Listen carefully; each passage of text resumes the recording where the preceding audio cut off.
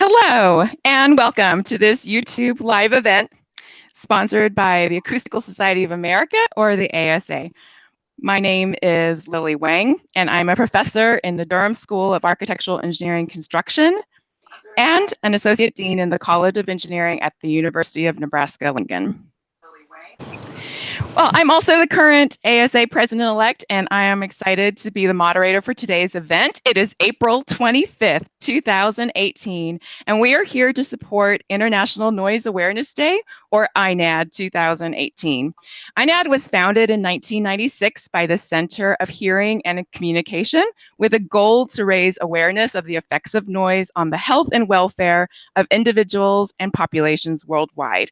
And this year, ASA is excited to be engaging in INAD for the first time. We've been campaigning over the past month through our website, exploresound.org, and social media outlets to grow support for INAD. We're encouraging people to measure noise at restaurants with the free iOS app Soundprint, to watch the recently released film In Pursuit of Silence, and to submit questions about noise that we are happy to address today during this 2-hour-long YouTube live event. I'm thrilled to introduce our panel of 5 experts who will be discussing all things related to noise today. First, let me welcome Dr. Arline Bronzaft, who is a professor emerita of the City University of New York and serves on the board of Grow NYC, overseeing its noise activities. Dr. Bronzaft is a researcher, writer, and consultant on the adverse effects of noise on mental and physical health. Arline, thanks for joining us today. Thanks for hosting us today. I'm very pleased to be here today. I was at the first INAD when Nancy and I worked to put this together at the Center for Hearing and Communications. And so it's delightful that we're still pursuing the need for a lower decibel level in our world. I don't know if I should have said delightful. Maybe we should have accomplished it, but at least we're moving in the right direction. So I do research, I write, I lecture on the effects of noise, particularly on the effects of noise on children's learning. Excellent, thank you so much. Next, we have Bennett Brooks, who is president of Brooks Acoustics Corporation, a consulting firm that has provided engineering, design, and testing services in the fields of environmental and industrial noise control, architectural acoustics, and quiet product design. Welcome, Bennett. Thank you, Lily. Glad to be here at this International Noise Awareness Day video conference. And welcome to everyone who's here. Welcome, Bennett. Thanks. I'm also pleased to introduce William Murphy, a captain in the United States Public Health Service Commission Corps and coordinator for the Hearing Loss Prevention Cross-Sector for the National Institute for Occupational Safety and Health. He's an active member of the National Hearing Conservation Association and currently the chair of the ASA's Technical Committee for Noise. So thanks for being here, Bill. He's an active member of Hi, Lily. Thanks for having me. I'm broadcasting from my car. For those who are wondering why he's sitting in his car, it's because I'm at an Air Force base attending a meeting for the Hearing Center of Excellence talking about noise issues for auditory and vestibular research that's being conducted within the Department of Defense. I work at NIOSH in Cincinnati. I'm at Wright-Patterson Air Force Base today, and it's really a pleasure to be a part of this and to participate in this activity. Thanks, Bill. The next panelist is Dr. Peggy Nelson, a professor of audiology in the Department of Speech, Language, Hearing Sciences at the University of Minnesota. She's currently the founding director of the University of Minnesota's new Center for Applied and Translational Sensory Science, where she oversees interdisciplinary research in vision, hearing, balance, and tinnitus. Welcome, Peggy. Thanks. It's really exciting to be here today. This is very 21st century, very fun, and it's good to be on the panel with all of you. Thanks very much. Thank you. And our 5th finalist is Dr. Brigitte Schulte-Fortkamp, a professor at the Technical University of Berlin in Germany. Her research focuses on supportive acoustic environments and soundscapes, and currently she is serving as vice president of the European Acoustics Association and as project leader in establishing an international standard on measurements of soundscapes. So thanks for being here, Brigitte. Hi, Lily. Thank you so much. to invite me to this panel, and I'm very happy to join this panel. And I would like to say that I introduced the Noise Awareness Day to Germany 21 years ago. And so we are celebrating together with you, with us here, the Noise Awareness Day in Germany. Wonderful. Thank you very much. So for the next 2 hours, we're going to try to address many of the questions that have been submitted by the public over the past month. And all of you who are tuned in to this live event, you are also welcome to submit questions and comments through the chat box on our YouTube page. And we'll do our best to accommodate as many of those as possible. The course of our discussion is expected to follow this outline. So we're planning to try to cover a little bit on each of these topics. First, what is noise? Talking about noise sources, causes of noise, etc. Secondly, why is noise bad? Why can't it be bad? And what are some of the adverse impacts of noise that we know about? Third, what have we been doing about noise? I'd like to hear about some of the successful actions that have been taken to lessen impacts of noise. And fourthly, to talk about noise and technology. So, to start with the first question, which is, what is noise? What are some noise sources and causes of noise that all of us in communities should become more aware of? I'd like to ask each of our panelists to share their own perspectives on this question. And we didn't plan on who was going to answer first. So who would like to start us off? I'll start. I used Thank to you. be behind noise. I'm a psychologist, is unwanted, uncontrollable, and predictable sound. But I'm changing that definition thanks to my 12-year-old grandson who lives near aircraft noise and is awakened by aircraft noise early in the morning, practically every day. When I asked him what is noise, he said harmful sounds. And that's the point at which I think we should define noise. Noise, while it is unpredictable, uncontrollable, and unpredictable sound, I think in 2018, we now know that that sound can be harmful to our ears, to our body, and to our mind. Thank you, Arline. Somebody else be willing to share their perspectives on what noise is and maybe the sources of noise that you are most familiar with and that you've had an opportunity to study? Sure, I can jump in. Thank you, Lily. The classical legal definition of noise is unwanted sound. So that brings up the question as to who wants it or who doesn't want it. And so that can broaden it out quite a bit. Perhaps we should include the broader definition that Arline just mentioned, which is a harmful sound. Again, who is it harming? There are many examples of sounds that we don't like in most cases, but it may depend on the context, whether we would think of it as something like noise, which would be a waste of the energy that's in the sound, or it might be something useful to us.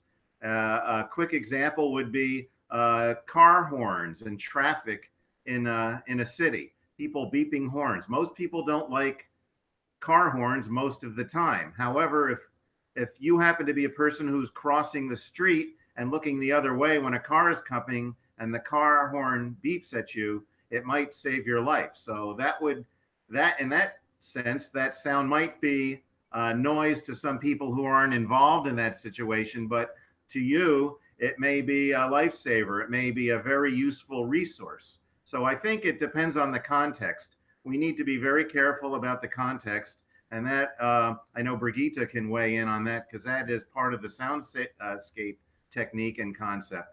If we look at sound in the context, certainly if it's causing harm, if it's causing hearing damage, if it's causing health effects, yes, that is harmful. We call that noise without question. In other cases, something happening in an urban environment from a situational context, then it may be considered happy by some people. People like to go out to cafes in the evening. That may be noise to someone. It could be harming them even. It's noise to them, certainly, but is it noise to the other people who are enjoying it? And then the sounds of nature. that could be very soothing and very serene for people. Other times it might not be. So I think it depends very much on the context. Can I step in and continue here? Thank you very much, Bennett, for all this perspective you gave. And I think it's, to me, it's very important what you said and also what Arline was saying, because there is one thing we have to consider, that we have to see the noise, the reaction to, say, sound pressure level, or let's call noise or sound, unwanted sound, is very much related to the person itself. It's kind of the context, it's kind of the situation a person was educated, it's kind of the situation a person is living in, and it's kind also when we only think about the sounds or that will be noises, it's related to their function. This is really what you said before. It's always depending on the context. And if you go to consider this eventually by research, so we have always to define what kind of focus we are setting to discuss this very important issue. So if Thanks, I can jump in, I just would want people to remember, for people who have hearing loss, or for people who are unfamiliar with a language, or for children who are basically learning everything, there's more noise than the rest of us think in the environment. So noise is more intrusive at lower levels. Any background sounds, whether it's wanted or unwanted, are more intrusive at lower levels than for the general adult population working in our own language. So I hope everyone remembers that anytime we're dealing with someone with hearing loss or other special needs, we should expect that the noise is having double the effect that it's having on those of us with normal hearing and with good language skills. The work that I do in noise and occupational noise exposure research and hearing conservation, hearing loss prevention, with regards to occupational exposures, we look at things, we don't really get too worried until the noise levels exceed 85 decibels sound pressure level for an 8-hour time-weighted average. What I do in terms of some of my areas of research, it involves impulse noise, and so we're looking at levels of anything over 140, upwards of 170. Those are for gunfire noise and the like. I'm at a conference here today at the Wright-Patterson Air Force Base, and we had a presentation on the noise produced by a howitzer when it's being fired.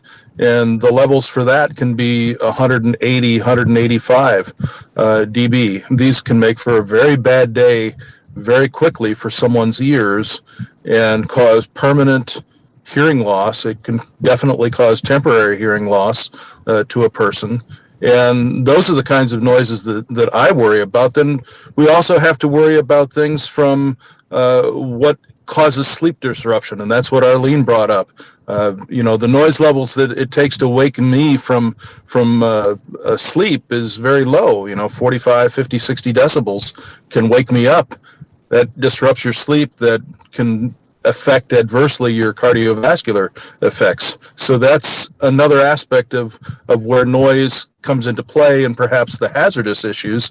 And then there's other things when you go into the psychology of hearing and how we do our auditory MP3 personal stereos.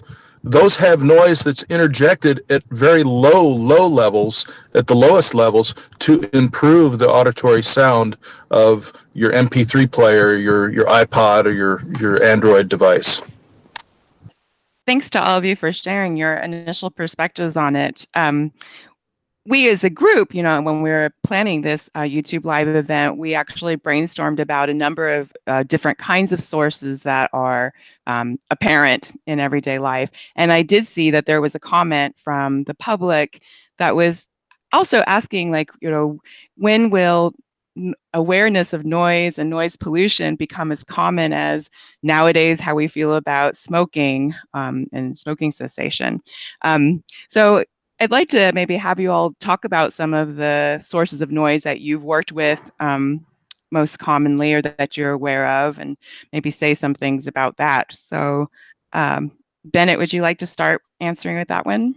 Sure. Thanks, Lily. We, in our work, we do a lot of work in the practical realm where we build things. I'm an engineer, so we build stuff. And to Peggy's point, over the last decade, we've built about 60 or 70 schools. And one of the primary things that is important is the low level of noise in the classroom. And that would be the unwanted sound from the mechanical system primarily. It could be transportation outside, as Arline mentioned, from airplanes or trains or highways. But we want to keep the level of sound in the classroom very low, below 35 A-weighted decibels or lower, which is the standard an ANSI S12.60. People can get a free copy of that from the Acoustical Society's website if you go to the standards tab. And again, if you have very low levels of sound, they will interfere with speech communication, which is so important in our schools, and particularly more so, as Peggy mentioned, for those with any hearing impairment or English as a second language, for example, in our schools. So this can be something that we work on, and we work on it very diligently so that the schools that we build can meet the acoustical standards for our kids. Let me follow up on what you're saying, though, Bennett. What are the sources of noise that might impact people in classrooms then? Like, what are those sources? Rather, I want to try to keep us at this first part talking about growing awareness of types of noise sources that are impacting well, our anybody communities. who's been in a school, for example, might notice that if they have the old style window ventilators that have a fan in them and have perhaps an air conditioning compressor in them, that can be very loud. I measured one time that was 70 dBA, and the kid was sitting 3 feet away from it. And I'm trying to figure out how this kid in 4th grade is engaged at all. I mean, it was that's a problem. So it's the HVAC, heating, ventilating, air conditioning systems, or we call them mechanical systems in buildings, which cause a lot of noise, and people will notice that in public spaces also, restaurants, schools, auditoria. And then you have transportation, which is a primary source outside, planes, trains, automobiles, but also it can get inside the building if the building envelope is not properly insulated from outside sounds and noise. Thanks, Arline. Would you like to add to any of that? Yes. It's a pleasure to hear you saying that now. My study on the effects of transit noise on children's learning was first done 40 We're having a little bit of a hard time hearing you, Arline. Let's see. We had the study on the effect of train noise on children's learning. The train was intruding on classroom time. The train went by every 4.5 minutes, and it was over 80 decibels in the classroom. The teacher had to stop teaching, so teaching can't go on. She lost 11% of classroom time.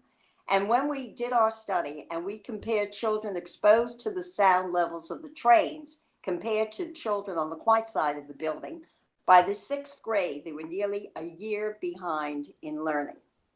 And yes, we had to turn to acoustical improvement to lessen the decibel level. The Transit Authority quieted the tracks adjacent to the school. The Board of Ed put in acoustical ceilings. And then when we came back a few years later, when it was less noisy, the children on both sides of the building were reading at the same level. So it's not just the learning that got intruded upon, it was also the teaching. And then I looked at the acoustics within the classroom. I agree in terms of the ventilation, as was just stated, but even the doors, when children were passing from one classroom to another and one class was still in session, you could still hear the children going back and forth. So the things are getting better. The FAA has spent several $100 million to quiet schools that are exposed to aircraft noise. So they're much more cognizant of it now than we were. And I'm pleased to note that we are talking about it, doing something about it, particularly when the first study was done 40 years ago. So thank you. Thank you for attending to that. Sure. Brigitte, can you speak more on other noise sources that are in the sort of soundscapes that you have studied? Yeah, I'd like to mention the road traffic noise. This is one thing, and at the same time, perhaps the railroad noise, which may bother people in the same area. And the issue is now not only to measure the sound level or the noise level, but to find something that will people give a better life quality in that kind of areas. And this is a kind of our research that we try to find solutions related to places where we do the research, for instance. So meaning, please let us collect what people think about an area, what they think about the noise in this area, and also what they think about which are the good sounds in this area, and how do they want really to manage their daily life living in this area. And so we have done lots of research in this regard. And also when you mentioned soundscape, let me say this for the first moment, only from this point of view, saying the major issue in soundscape is to let people participate in changings that are foreseen by this community or etc. Even if you do measurements together with people at one place, collecting data, collecting the sound level, this is one major important thing. But on the other hand, to get their impression and perception of what is happening. This is also very important in finding out in a joint, say, communication, say having a platform for communication on these topics helps a lot to change areas and give some inputs also in urban planning. This would be another topic which we should consider concerning life quality. Sure. Bill, can you comment about, as you know, having been technical committee chair of the Technical Committee on Noise in the Acoustical Society of America, I know that we've had many sessions on assorted sources of noise. Can you comment more broadly on other sources of noise that we should be aware of? Is Bill muted? Yeah, I don't. He may not be connected right at this moment. Say, Lily, this is Bennett. Can I jump in while we're connecting Bill? Sure. There's a recent book that has a very short answer to your question by Garrett Kaiser. It's called The Unwanted Sound of Everything We Want. Great. So all the things that we want easy transportation, we want comfortable buildings, we want all kinds of mechanized things, we want entertainment for ourselves, we want to carry it along in our phones. All these things can be considered noise. They can be harmful to us. They can be harmful to the people around us, depending on the context, of course. So a lot of it is part of modern society. So when you think of any type of thing that is convenient for you, it could be causing noise. So the question is, how do you use it? How do the people around you react to it? And can we try to use it in a more friendly or useful way? Thanks, Bennett, for that. Peggy, I'd also like to ask you for your insights on different sources of noise that you have either personally experienced or had a lot of research involving that. I listen to lots of clients with hearing loss talk about their noisy environments. It's difficult for communication in vehicles, in traffic, and it's difficult in public places, noisy restaurants and all. And I think consumers are having some positive effect now on the future of those things. Restaurants are getting rated. We have this app that we're all using and mapping out the noisy places. And consumers have been asking for that, and they're really responding positively to that. So I think we all have, the public has some say in the fact that we value quiet. We value ease of communication. And even though, yes, I totally agree, Bennett, we want those things that we want all the stuff. We want the toys that make noise, and we love music and sound. We want to be able to be more in control of it, as some have mentioned from the beginning. It's that sense of not being able to control it. There's one other new area that I've just gotten in, and that's the noise surrounding sustainable energy and wind turbines. And that's a really fascinating and complicated area because, of course, we want clean energy, and we're trying to figure out what we can do about the sound environment and the sensation of sound and infrasound around wind turbines. So I'm new in that region, but it's a fascinating area that we're studying, and I'd be curious to hear if there are people in the public who have comments about that as well. Thank you so much. May I Yes, add Arline. one thing? Please. Maybe because I'm an educator, a psychologist, and a grandmother, I think you start with children.